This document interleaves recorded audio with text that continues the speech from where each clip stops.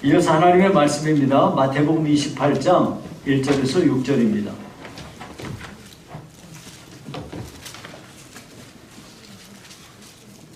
마태복음 28장 1절에서 6절 말씀을 제가 봉독해 드리겠습니다.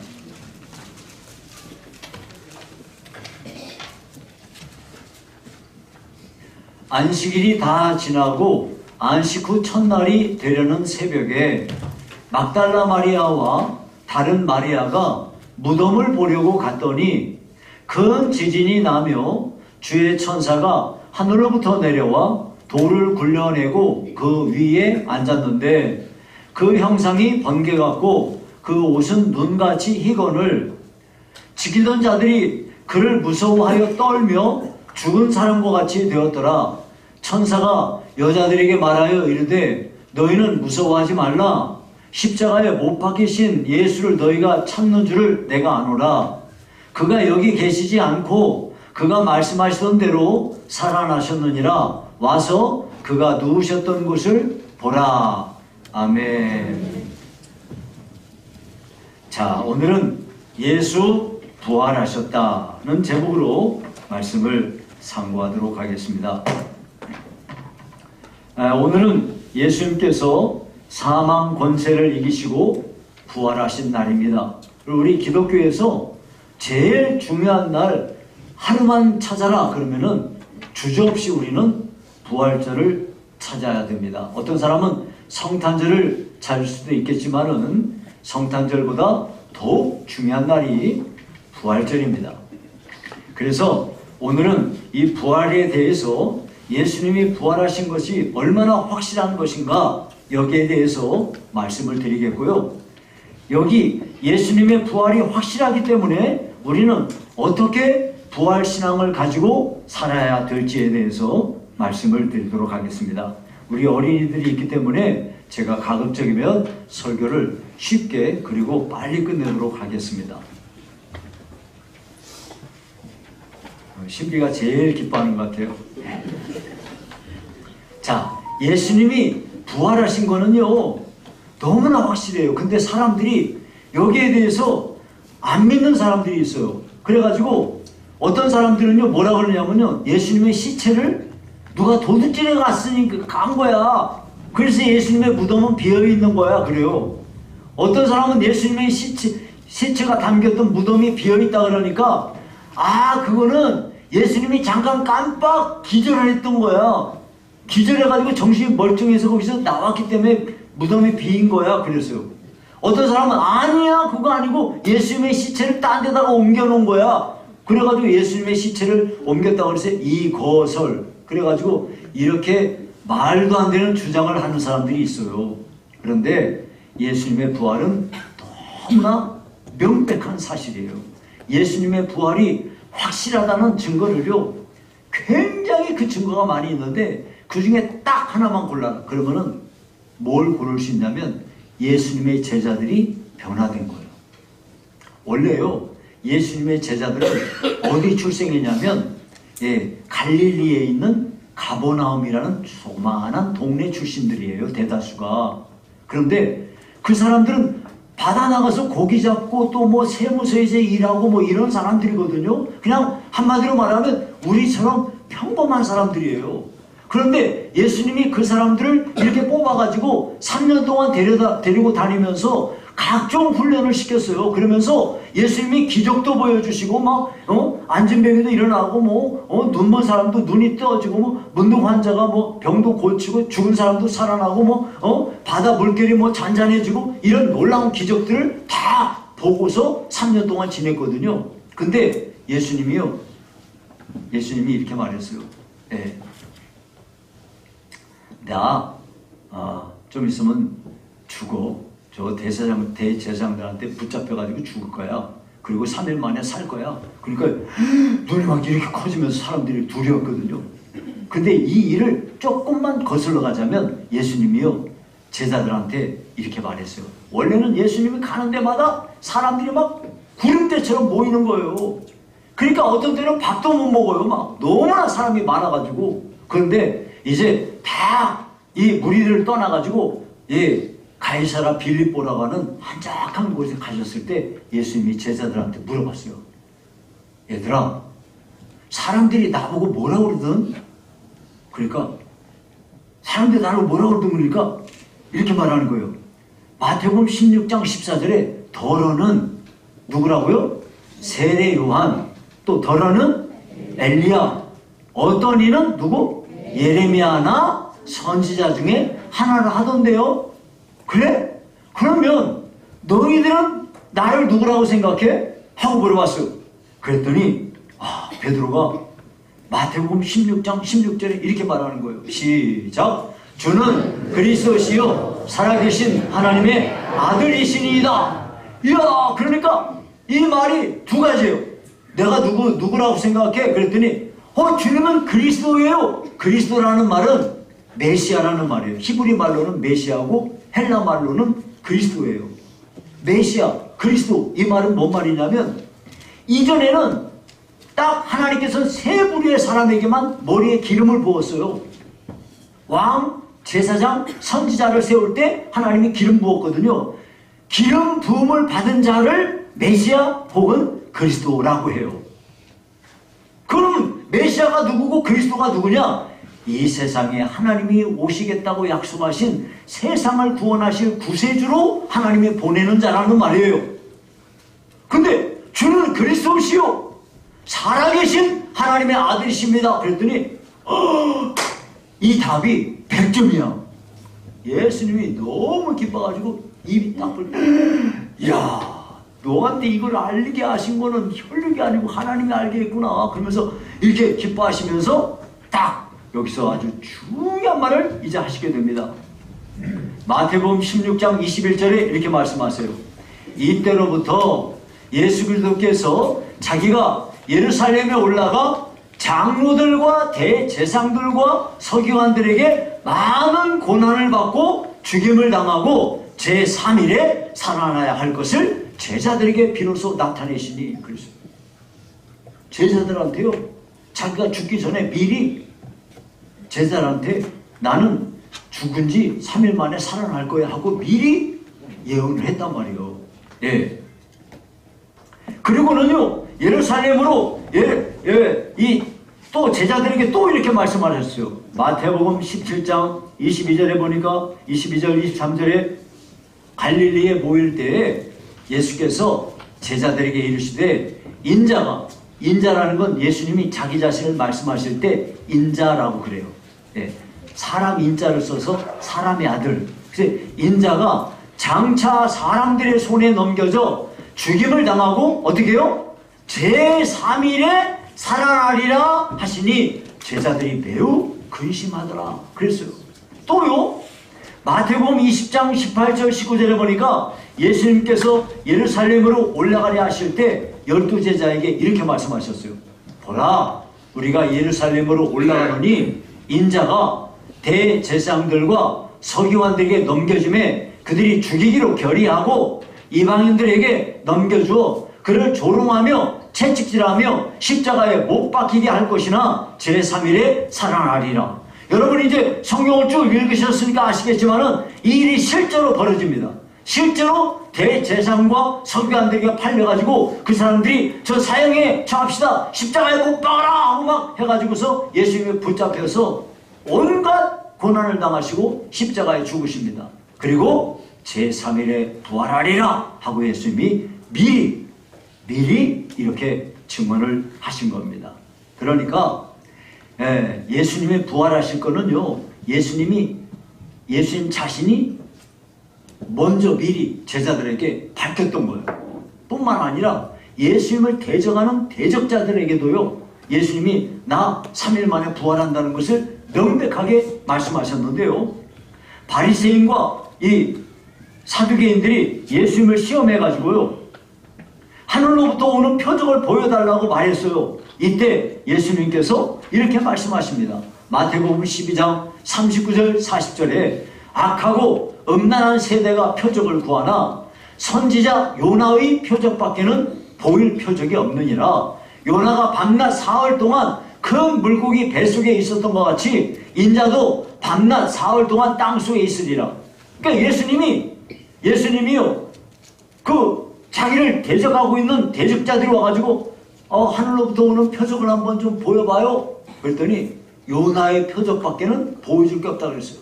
요나가요, 하나님의 명을 어기고 도주하다가 바다에 던져져요. 큰 물고기를 하나님이 준비해 놓고 이 물고기가 요나를 삼킵니다. 3일 동안 요나가 뱃속에 있으면서 회개했는데요, 하나님께서 이 큰 물고기를 통해서 육지에다가 토해내요. 이게 3일 걸렸어요. 그런 것처럼 예수님도 무덤에서 3일 있다가 다시 부활하실 것을 요나의 표적을 통해서 미리 예언하셨던 겁니다.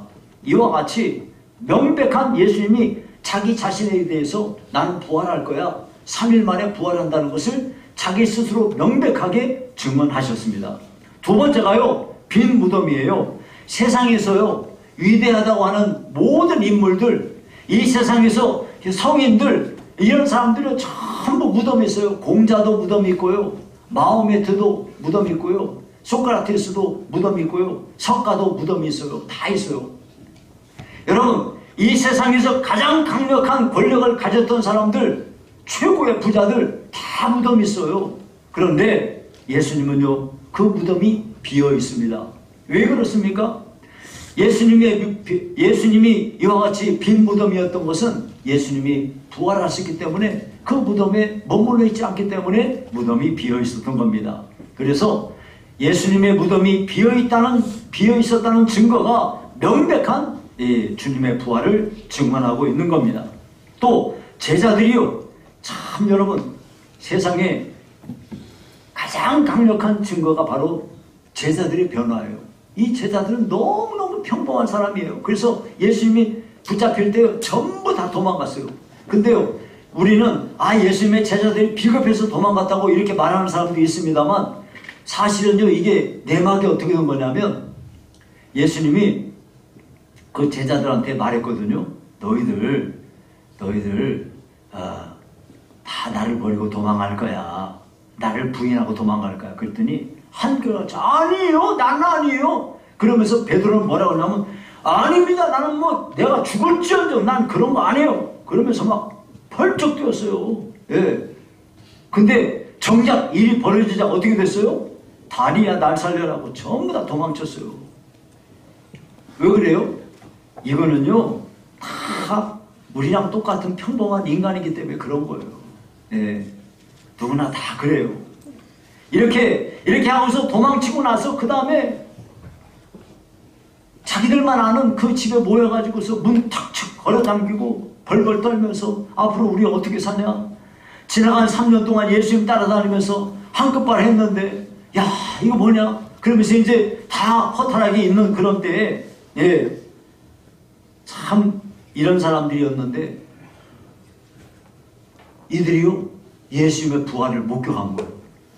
예수님의 부활을 목격한 데다가 성령님이 마가의 다락방에서 역사를 하시니까 성령이 기름 부으심을 따라서 이 사람들이 예수님의 부활에 대한 이 증언이 막 속에서 불타오르는 거야. 그래가지고 그렇게 평범하고, 그렇게 어떻게 말하면 주님 모른다고 부인하고, 예수님의 제자 베드로, 수제자라고 하는 베드로는 심지어 어떻게 나온다? 막 예수님을 저주까지 했어.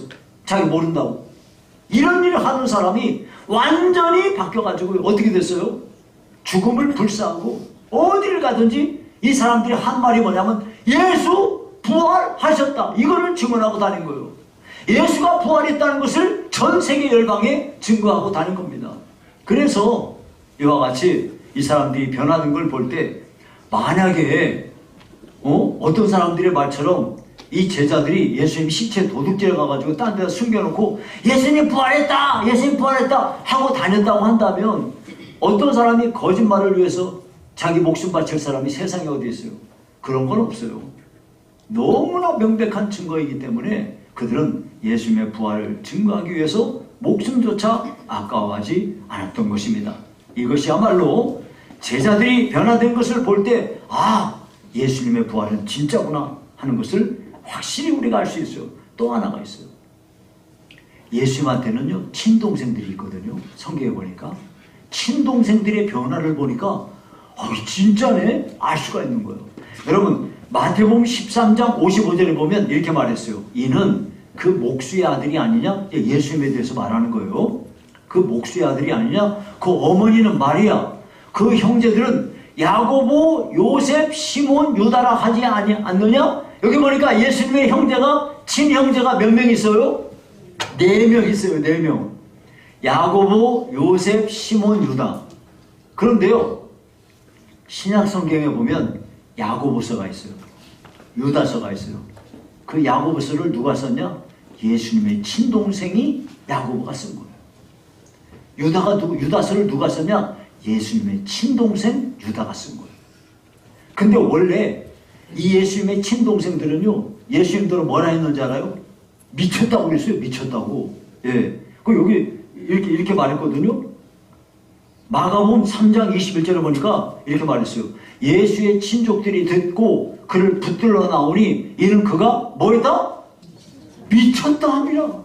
예. 예수님 보고 저 미쳤네 저 그러면서 형제들이 와가지고 형 왜 그래? 그러면서 했다 이거요. 그랬는데 세상에 그렇게 하던 형제들이 변화돼가지고 어떻게 성경에 기록하고 있는지 알아요? 야고보서 1장 1절에요. 이렇게 말했어요. 하나님과 주 예수 그리스도의 종 야고보는 하나님과 주 예수 그리스도의 종 야고보가요. 우리 형 우리 형 예수의 동생 야고보는 이게 아니고 그게 뭐라고 그랬어요? 주 예수 그리스도의 종 야고보는 그렇게 고백을 하는 거예요. 또 유다는 뭐라고 고백해요? 예수 그리스도의 종이요 야고보의 형제인 유다는 그렇게 고백을 해요. 이걸 보니까 야 진짜네. 친형제들이 변화된 거 보니까 진짜네. 우리가 알 수가 있는 것입니다. 그러니까 예수님의 부활이 거짓이라고 한다면 이 친형제들이 변화될 리가 절대 없어요. 그 초대교회에 가장 순회 자리에 앉았던 사람이 누구냐? 예수님의 친동생 야고보였어요. 베드로도 있었지만 야고보도 있었어요. 이런 걸 볼 때 진짜 예수님이 부활하신 건 진짜네 알 수가 있는 거예요. 거기다가요 부활의 목격자들이 무지무지 많아요. 고린도전서 15장에 보니까요 예수님의 부활을 목격한 사람들이 그 명단이 기록되고 있는데요. 고린도전서 15장 5절부터 8절에 보면 이렇게 말했어요. 게바에게 보이시고, 여기 게바는 베드로를 말해요. 베드로의 다른 언어가 달라 그래요. 게바에게 보이시고 후에 12 제자에게와 그 후에 500여 형제에게 일시에 보이셨나니 그 중에 지금까지 대다수는 살아있고 어떤 사람은 잠들었으며 그 후에 야고보에게 보이셨으며, 여기 야고보는 누구를 말할까요? 예수님의 친동생 야고보를 말하는 거예요. 그 후에 모든 사도에게와 맨 나중에 만삭되지 못하여 난 자 같은 내게도, 바울 말하는 거예요. 내게도 보이셨느니라. 이 말씀에 따르면 베드로를 위시한 예수님의 12제자들, 그리고 500의 형제들, 그리고 부활을 목격한 예수님의 그 친형제들, 그 다음에 또 이 바울 사도까지 전부 얘기를 하는 것이죠. 율법에 따르면요 2명의 증인이 있으면 그것을 사실로 법적인 효력을 갖게 돼요.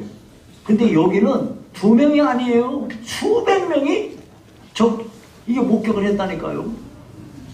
그러니까 예수님의 이 부활은요 너무나 명백한 사실이에요. 예수님의 12제자들 뿐만 아니라 수많은 사람들이 예수님의 그 부활을 직접 눈으로 목격하고서 그렇게 한 이후에 그들은 불같이 일어나서 어떻게 했냐? 초대교회를 만들어냈어요. 초대교회가 생길 당시에 얼마나 극심한 박해가 있었는지 몰라요. 로마 사람들이 말도 못하는 박해를 가했어요. 그래서 수많은 그리스도인들 잡아다가 원형 극장에다가 모아놓고 굶주린 사자에게 밥을 먹이고 막 이런 짓을 했어요. 그런데도 불구하고 그들은 전혀 굴하지 않고 예수님의 부활을 증언하는 사람들로 살았다 이거예요. 이런 걸 볼 때 부활이 진짜구나 하는 것을 우리가 알 수가 있는 겁니다.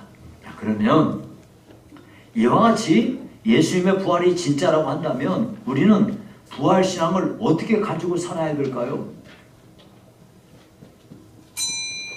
네, 지금까지는 이제 딴짓을 했어요. 그럼 이제부터만 잘 들으면 돼요. 자, 우리 신앙은 세 가지로 나눌 수 있어요. 첫 번째, 자 읽어봅시다. 시작. 창조신앙. 두 번째, 부활신앙. 세 번째, 재림신앙. 자, 여러분, 창조신앙이 뭐예요? 이 천지 만물의 모든 건 다 누가 창조하셨다? 하나님이 지으셨다. 이걸 우리가 믿는 거예요. 그 여러분들이 보시면요, 이 조그마한 곤충 있잖아요. 이거를 큰 그 확대경으로 해서 보면요, 얘가 신비해요, 신비하지 않아요? 진짜 신비해요, 신비해요. 엄청나게 정말 너무너무 놀라워요. 그리고 들에 아무데나 피어있는 들풀 있잖아요. 그걸 갖다가 확대경으로 봐봐요. 야, 그 아름다움을 말로 다 할 수가 없어요. 세상에 존재하는 것들 가운데 아름답지 않은 게 없어요. 여러분, 작은 것만 그래요? 저 우주에 있는 말도 안 되게 큰 이 행성들, 이런 것들이 얼마나 하나하나 아름답고 그 가운데 엄청난 것들이 있습니까? 이런 것 하나하나가 전부 하나님의 놀라운 창조의 솜씨입니다. 그래서 이 하나님이 천지 만물을 창조하셨다는 것, 그 믿음을 내가 가지고 있으면 나는 그분의 피조물이다. 하나님이 나를 지으셨는데 그 하나님이 나를 아시고 나를 사랑하신다고 이걸 믿을 때 여러분, 우리가 참 깊은 믿음의 길로 나아갈 수가 있어요. 그래서 우리가 신앙생활 할 때 창조신앙을 가져야 돼요. 모든 것이 다 하나님의 손에 의해서 지음받았다. 그리고 하나님이 지으신 모든 것을 지금도 하나님께서 통치하고 계신다. 이런 창조신앙을 가져야 돼요. 자, 그리고요, 또 그 마지막에 재림신앙을 가져야 돼요. 재림신앙이 뭔데요? 예수님께서 마지막 날 다시 오실 거예요. 그럼 마지막 날 예수님이 다시 오실 때, 그때에는 처음에 오실 때는 아기로 조용히 오셨어요. 근데 마지막에 오실 때는, 그때는 큰 나팔 소리와 함께 천지를 개벽하는 놀라운 위엄을 가지고 이 세상에 오실 거예요. 그러니까 우리는 우리 주님께서 그 오실 그날을 성경에 얼마나 많이 기록하고 있는가를 여러분이 꼭 아셔야 돼요. 여러분, 우리는 지나간 날들에 대해서 성경에 기록한 걸 보니까 다 이루어졌어, 이게. 그러니까 여태까지 이루어진 거 보니까 앞으로 하나님이 예언하신 것도 이루어지겠네? 이런 믿음을 우리가 갖게 되는 거예요. 근데 이 앞으로 이루어질 일들에 대한 믿음 가운데 핵심이 뭐냐면 예수님의 재림이에요. 예수님이 재림할 것에 대한 우리는 확고부동한 믿음을 가지고 사셔야 돼요. 주님이 재림하시면 그때 우리는 비로소 이 세상에서의 육신의 고통과 아픔과 상처를 다 벗어버리고 하나님이 예비하신 영원한 복락을 우리가 누리게 될 것입니다. 그러니까 재림신앙을 가져야 돼요. 이게 재림신앙을 가졌기 때문에 이 초대교회 성도들은요, 인사를 할 때 뭐라고 인사했냐면 마라나타라고 인사했어요. 한번 따라해 봅시다. 마라나타. 마라나타가 뭐냐면 주여 속히 오시옵소서, 그런 뜻이에요. 예. 우리는 이와 같이 주님의 재림신앙을 가지고 사셔야 돼요. 그러면 창조신앙과 재림신앙을 가지고 살아야 되는데 이 중간에 우리가 살고 있는, 이 땅에서 살고 있는 우리는 무슨 신앙 갖고 살아야 되냐? 부활신앙을 갖고 사셔야 돼요. 부활신앙. 창조신앙과 이 재림신앙을 이어주는 강력한 힘이 어디서 나오냐면 부활신앙에서 나오는 거예요. 여러분, 우리 주님께서 부활하신 그 부활의 터 위에 교회가 세워진 거예요. 여러분, 오늘 주일이잖아요. 주일이 왜 주일인지 알아요? 원래는 옛날부터요, 안식일 날에 사람들이 하나님께 제사하고 했어요. 안식일이 언제냐면은 일주일 중에 1회째 되는 날이에요. 토요일 날이 1회째 되는 날이에요. 그러면 우리는 왜 안식일에 안 모이고 오늘 이렇게 주일에 모이나요? 안식 후 첫날에 주님이 부활하셨거든요. 그래서 우리는 안식 후 첫날인 주일에 오늘 이렇게 모이는 거예요. 우리가 이 주일에 하나님 앞에 우리의 삶의 모든 것을 드리는 교회의 모든 기반은 주님의 부활 위에 세워지는 것이에요. 그러니까 우리는요, 이 부활신앙으로 철저하게 무장해서 하나님께 영광 돌리는 성도가 되어야 됩니다. 여러분, 이제 말씀을 맺습니다. 예수님의 부활은 너무나 명백하고 확고부동한 증거들이 많아요. 예수님 자신이 증거했을 뿐만 아니라 예수님의 제자들이 변화된 것도 증거하고 있고 예수님의 친동생들이 변화된 것도 증거하고 있어요. 예. 여러분, 초대교회가 그 박해 속에서도 이렇게 굳건하게 세워질 수 있었던 것은 예수님의 부활 때문에 가능했던 것입니다. 그래서 우리는 예수님의 부활에 대하여 확고부동한 믿음을 가지고 사셔야 됩니다. 그러나 우리가 만약 이 세상에 사는 동안에, 내가 이 세상에 살아있는 동안에 우리 주님이 재림하신다고 합시다. 그러면요, 우리는 죽음도 보지 않고 영생에 들어가게 될 거예요. 그러나 만일 우리가 죽은 뒤에 예수님이 재림하셔서 오신다고 그러면 우리는 우리의 죽은 몸은 부활하게 될 거예요. 여러분, 우리가 화장을 했든지 땅에 묻혀서 매장을 했든지 어떻게 했더라도 우리 주님께서 우리를 신령한 몸으로 부활시켜서 영생 복락의 천국으로 우리를 인도해 가실 것입니다. 그때까지 우리는 부활신앙을 견고하게 붙잡고 재림하실 주님을 늘 사모하면서 여러분, 주님의 부활의 주님을 소망하며 사시는 여러분, 부활의 증인으로 사시는 여러분 되시기를 주의 이름으로 축원합니다.